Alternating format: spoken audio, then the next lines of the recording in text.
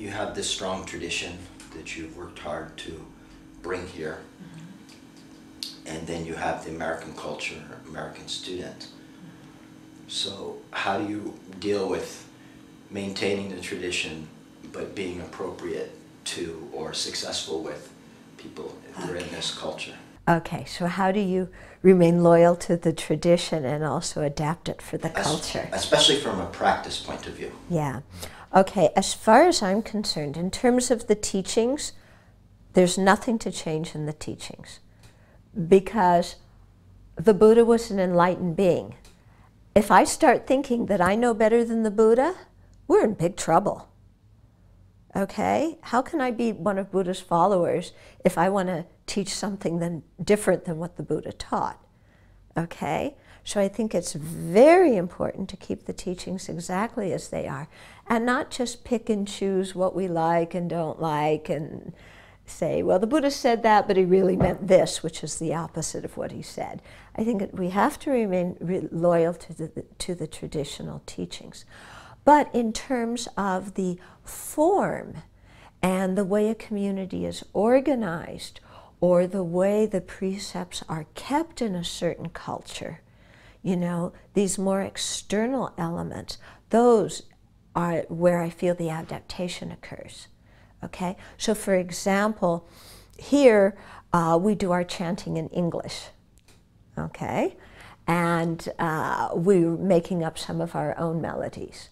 In terms of keeping the monastic precepts, while some of them are difficult to keep exactly per the letter, because the situation is so much different here than it was in India 26 centuries ago, then we look at the precepts and what was the reason that the Buddha spoke that precept, what mental state was he trying to get at, and then we apply that to where we are now. And in addition, there's many situations now that we don't have traditional monastic precepts on, because there was no internet and there were no cell phones, you know, and there were no cars when the Buddha was alive. But now we need guidelines for how to handle those things. And I'm sure if the Buddha were alive, we would have precepts about recycling, about reducing consumption, about you know, restricting our internet use, restricting our cell phone use. Whether we'd even have cell phones or not, I don't know, because I think they can be very disruptive if you're trying to practice. So I think we need to take a lot of the principles that the Buddha had, you know, and bring them and apply them into the situation we face right now. And, you know, so that we have rules of our monastery that are guidelines for how we practice here. Talking about precepts, have you seen the modern version that Thich Nhat Hanh put together? I've seen it. I haven't read the whole thing, though. Yeah.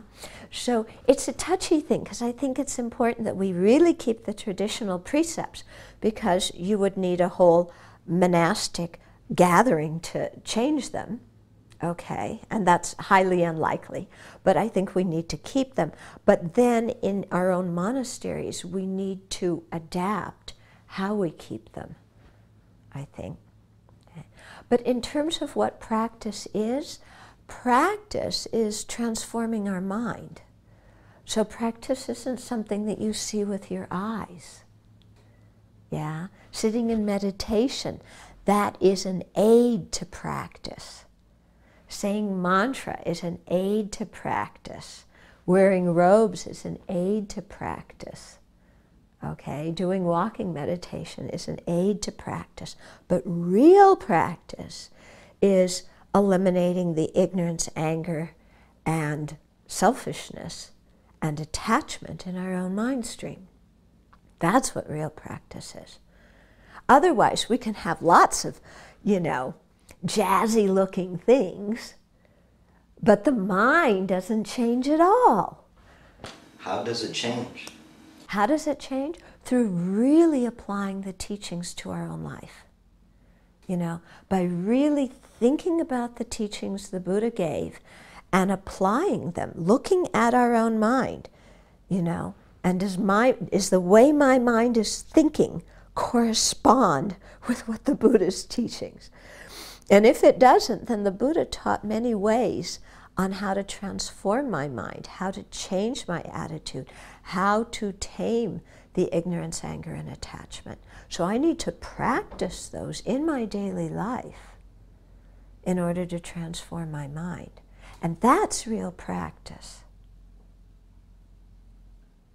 When you talk about teachings, one of the big ones that comes to mind for the West is rebirth. Mm-hmm. Need I say more? Yeah.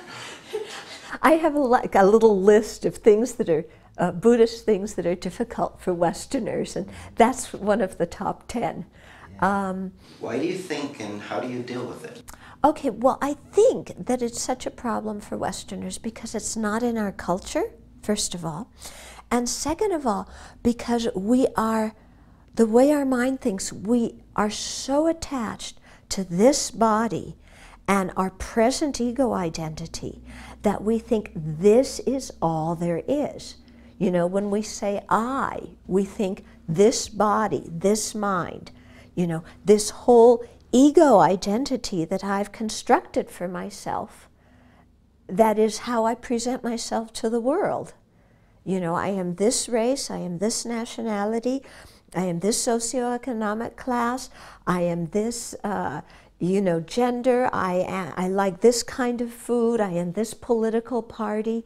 We create such a strong identity for ourselves, and we think that that's fixed and permanent, and that's all there is. And that is itself the self-grasping ignorance that is the root of samsara.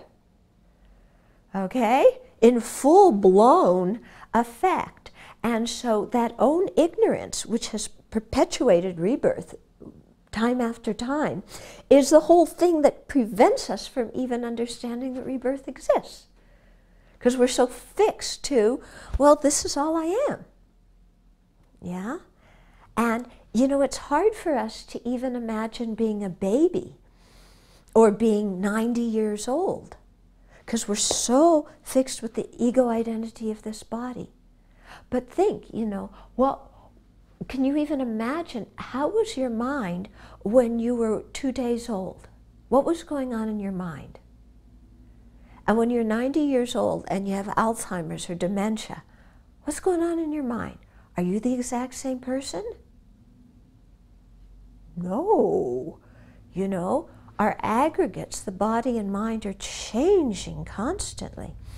When we understand change, and we understand that there's no fixed person, then it makes understanding rebirth very easy, because we see that there's just momentary conditioning. Yeah?